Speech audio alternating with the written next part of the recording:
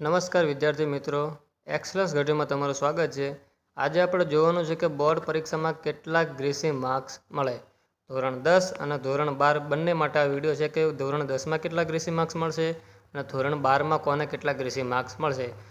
Exam પતી કે result આવવાની તૈયારી છે તો ઘણા વિદ્યાર્થીઓના મનમાં ડર રહેતો હોય છે કે ભાઈ એક બે પેપર સારા નથી ગયા તો શું અમને ગ્રેસિંગ માર્ક્સ આપી અને પાસ કરી આપશે કે નહીં, તેના વિશે પણ આજે માહિતી મેળવીએ। ઘણા વિદ્યાર્થીઓની કોમેન્ટ હતી કે ભાઈ તમે ગ્રેસિંગ માર્ક્સ પર એક વિડીયો બનાવો, તો આજે આપણે એના વિશે માહિતી મેળવીએ। ઘણા વિદ્યાર્થીના કે ભાઈ બે પેપર મારા તો સારા નથી ગયા, બે વિષયમાં નાપાસ થઈએ અમે, તો એના શું અમને માર્ક્સ મળી શકે છે અને બેથી વધારે વિષયના નાપાસ હોય તો શું કરવાનું, તેના વિશે માહિતી મેળવીએ। તો વિડીયોની શરૂઆત કરીએ આપણે। સૌથી પ્રથમ જે માહિતી લીધી છે મેં આપણે ગુજરાત સરકારની GSEB.org ઓફિશિયલ વેબસાઇટ પરથી માહિતી મેં મેળવી છે। પહેલાં જે ઇંગ્લિશમાં છે એનું વાંચી લઉં અને એનું ગુજરાતીમાં ટ્રાન્સલેટ કરીને તમને સમજાવું। How much grace marks R given in class 10, મતલબ કે ધોરણ 10માં કેટલા ટકા ગ્રેસિંગ માર્ક્સ મળે। 10મા ધોરણમાં હોઈએ તો એને કેટલા ગ્રેસિંગ માર્ક્સ મળશે। However, the official clarified the maximum grace marks award will be 10%, meaning 8 marks in the core subject and 10 marks from the first language। એટલે કે જે વેબસાઇટ પરથી લીધું છે એનામાં એમ કીધું છે કે ભાઈ 10% ગ્રેસિંગ માર્ક્સ તમને મળે, એટલે કે 8 માર્ક તમને અલગ અલગ વિષયમાં, એટલે કે ગણિત, વિજ્ઞાન, ઇંગ્લિશ એવો વિષય હોય કોઈ તો એમાં તમને 8 માર્કનું ગ્રેસિંગ મળે અને જે લેંગ્વેજ એટલે કે ભાષાના વિષયમાં તમને વધારેમાં વધારે 10 માર્ક્સનું ગ્રેસિંગ મળે। એટલે ધોરણ 10 માટે બહુ સારા સમાચાર છે કે તમને વધારેમાં વધારે 10 માર્ક્સનું ગ્રેસિંગ 2024 બોર્ડની એક્ઝામમાં મળવાનું છે।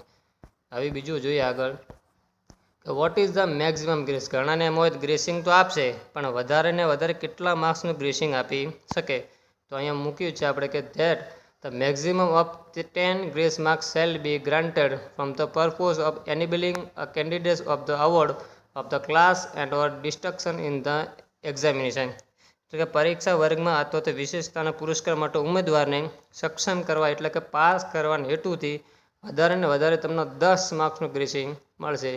ધોરણ 10માં તમે એક વિષયમાં 10 માર્ક્સ પણ ખૂટતા હશે ફેલ થવામાં, તો પણ તમને 10 માર્ક્સનું ગ્રેસ માર્ક્સ આપી અને પાસ કરી આપવામાં આવશે। ત્યાર પછી જોઈએ કે how much grace marks R given in GSEB એટલે કે આપણે ગુજરાત સરકાર એજ્યુકેશન બોર્ડ એ કેટલા ટકા ગ્રેસિંગ માર્ક્સ આપે છે, તો એની માહિતી આપણે સેમ જ છે પણ છતાં પણ એક વખત જોઈ લઈએ। ઇન કેસ એટલે કે ભાઈ જો વિદ્યાર્થી student in Fehling with 1 or 2 marks, જો વિદ્યાર્થી 1 કે 2 માર્ક્સે નાપાસ થતો હોય અથવા તો 1 કે 2 માર્ક્સે તેનું રિઝલ્ટ બગડે તેમ હોય, તો હી ઓર સી એ છોકરો હોય કે છોકરી હોય can be award grace marks, તેને આ ગ્રેસ માર્ક્સ મળવા પાત્ર છે। એટલે કેટલા ટકા, 33% એને ગ્રેસ માર્ક્સ મળી શકે। Internal and external or written examination એટલે કે તેને ઇન્ટરનલ જે આપ્યું એના એક્ઝામ અને બોર્ડમાં જેણે લખાણ લખ્યું એના પરથી તેને માર્ક્સ મળે। Will there is no rule as such but consider the past TED, GSEB, HSC, Arts and Commerce result are usually the last result in the state to be announced। આમાં એવું કોઈ નિયમ તો છે નહીં તમારો કે ભૂતકાળમાં આવો કોઈ જે નિયમ પણ નથી કે ભાઈ ગ્રેસિંગ માર્ક્સ આપીને પાસ કરવા, પણ ધોરણ 12માં હોય એ આર્ટ્સમાં હોય કે કોમર્સમાં હોય તેનું આ બોર્ડનું છેલ્લું રિઝલ્ટ અહીંયા બનતું હોય છે, માટે તેનું છેલ્લું રિઝલ્ટ બગડે નહીં અને આગળ કોલેજમાં તે સરળતાથી એડમિશન લઈ શકે એના માટે ઉદારતાપૂર્વક, એટલે એને જે ચેક કરવાવાળો હોય અને ઉદારી કરી અને તમને 1-2 માર્ક્સ ગ્રેસ કરીને પાસ કરી આપશે। ત્યાર પછી છે આપણે કે what is the passing marks of GSE marks. ઘણા વિદ્યાર્થીઓ એક્ઝામ તો આપી પણ હજી પણ ઘણાને એ ખબર ના હોય ભાઈ પાસ કેટલા માર્ક્સે થવાનું છે। તો ધોરણ 12માં તમે હોય તો 2024માં પાસિંગ માટે તમારે 33% જોઈએ, એટલે કે 100 માર્ક્સનું પેપર 12મા વાળાનું હોય, 12મા વાળાને પાસ થવા માટે 33 માર્ક્સ લાવવા પડે અને જો 10મા ધોરણમાં હોય તો એને 27 માર્ક્સ લાવવા પડે। એ રિપીટર હોય તો પણ એને 27 માર્ક્સે પાસ થવાનું છે, કેમ કે એ લોકોનું પેપર પણ કેટલાનું હતું 80નું। 100 માર્ક્સનું પેપર હોય તો 33 માર્ક્સે પાસ અને 80 માર્ક્સનું પેપર હોય તો 27 માર્ક્સે પાસ। ત્યાર પછી છે who is eligible from the grace marks.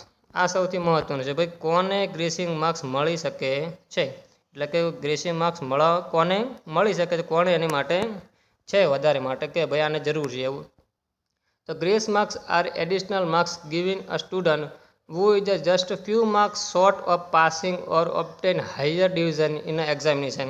A grace mark એ વિદ્યાર્થીને આપવામાં આવશે જે વધારાના ગુણ છે, જેઓ પરીક્ષામાં પાસ થવા માટે ઉચ્ચ વિભાગ મેળવવા માટે થોડા જ ગુણ ઓછા, એટલે કે બીજા બધા એક્ઝામમાં પાસ હોય, 1-2 વિષયમાં નાપાસ થતો હોય અને એનો આગળ 11-12 માટે ભણવા માટે ભણી શકે, તેના માટે એને ગ્રેસિંગ માર્ક્સ આપી શકે.